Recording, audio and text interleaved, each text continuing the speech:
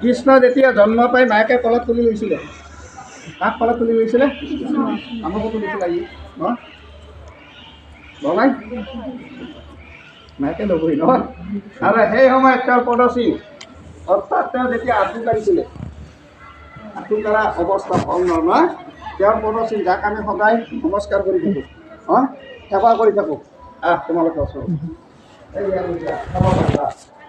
ভকত বৈষ্ণৱ একদম তেওঁলোক ঈশ্বৰৰ দ্বাৰ মুখত থকা আমাৰ মন্দিৰ যেনেকৈ থাকে এখন ঈশ্বৰৰ আগতে দুৱাৰ পাল।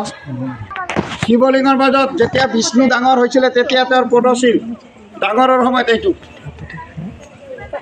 এইটো শিৱ পদুমৰ পৰা হোৱা। শিৱৰ কেইটা ল'ৰা? তিনিটা।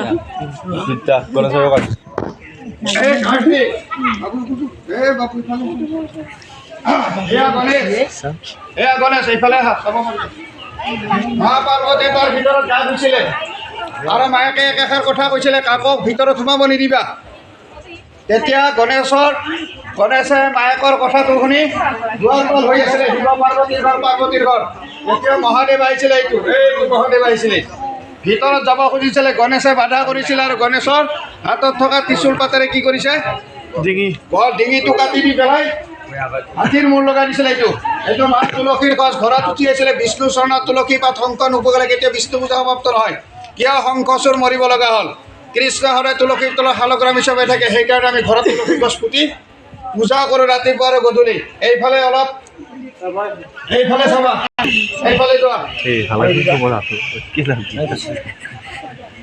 এইফালে যোৱা।